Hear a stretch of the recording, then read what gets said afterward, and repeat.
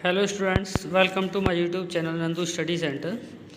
बच्चों, आज का हमारा जो टॉपिक है वो है दी conjunction.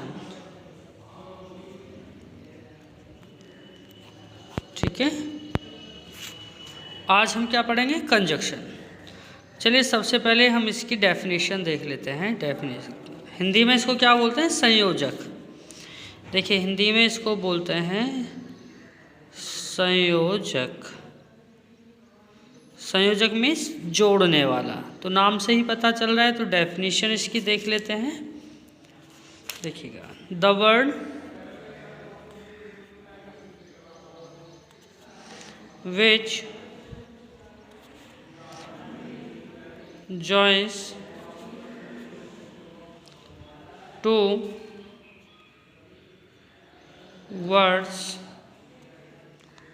or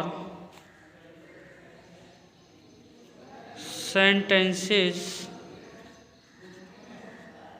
is called conjunction। यानी कि जो शब्द किन्हीं दो शब्दों या वाक्यों को जोड़ता है उसे हम कंजक्शन कहते हैं। ठीक है, दो या दो से अधिक भी जोड़ेगा तो भी कंजक्शन ही होगा। ठीक है, चलिए अब कुछ एग्जाम्पल के थ्रू समझते हैं। एज जैसे कि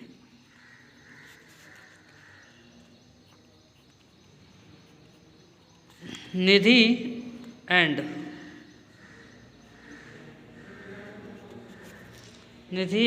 पूजा वर डांसिंग। सर, ये जो कंजक्शन है ना, एंड, निधि और पूजा को जोड़ने वाला, ये दो शब्दों को जोड़ने वाला जो ये शब्द है, इसे हम कंजक्शन कहेंगे। ठीक है, देखिए अब पढ़ते हैं काइंड्स ऑफ कंजक्शन। क्योंकि कंजक्शन बहुत प्रकार के हैं, बहुत सारे हैं, तो इनको हमने काइंड्स ऑफ कंजक्शन यानी डिवाइड कर लिया है।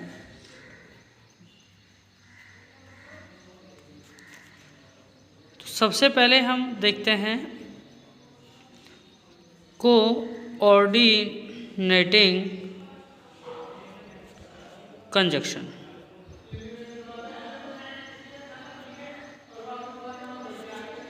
कोऑर्डिनेटिंग कंजक्शंस यानी हिंदी में इनको हम लिखेंगे समान पदीय संयोजक। समान पदीय संयोजक। ठीक है, देखो बच्चों,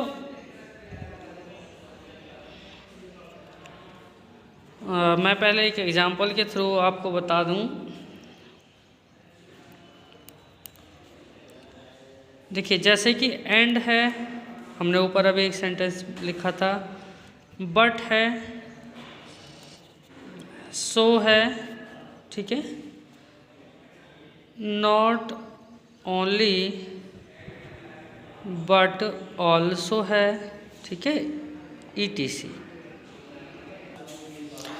अब देखिए, अब सेंटेंस के थ्रू समझते हैं। ठीक है, he is weak but brave. ये बट जो है यहाँ कोऑर्डिनेटिंग कंजक्शन है, समान पदीय संयोजक है। ठीक है, देखिए समान पदीय जो संयोजक हैं वो समान पद वाले वाक्यों को जोड़ते हैं। देखिए, हिज वीक में कमजोर है, बट ब्रेव लेकिन बहादुर है। देखिए, इसका अलग बिल्कुल मीनिंग आ रहा है ये अपने आप में। यानी ये भी समान पद, दोनों को समान पद हम कह सकते हैं क्योंकि इसका मीनिंग भी बराबर सेम निकल रहा है और इसका भी अपना पूरा मीनिंग निकल रहा है। ठीक है, चलिए नेक्स्ट देखते हैं सबऑर्डिनेटिंग कंजक्शन।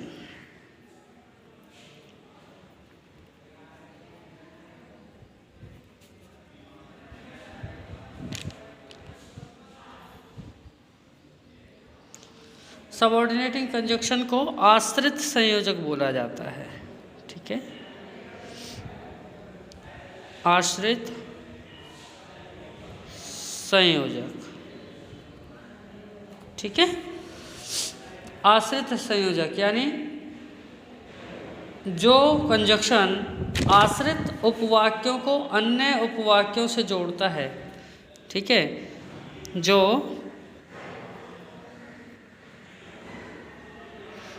आश्रित उपवाक्यों को अन्य उपवाक्यों से जोड़ता है,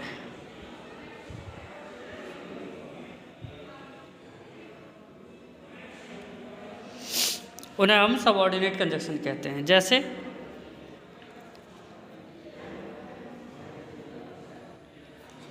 बिकॉज, ठीक है, if, when, till, that, etc। Example देख लेते हैं। जैसे she said that Ram was playing।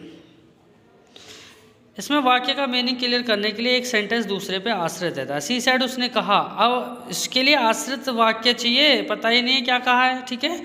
तो इस सेंटेंस ने इसका पूरा अर्थ क्लियर किया, दैट इसका कंजक्शन हुआ। तो ये थे आपके कोऑर्डिनेट और सबऑर्डिनेट कंजक्शन।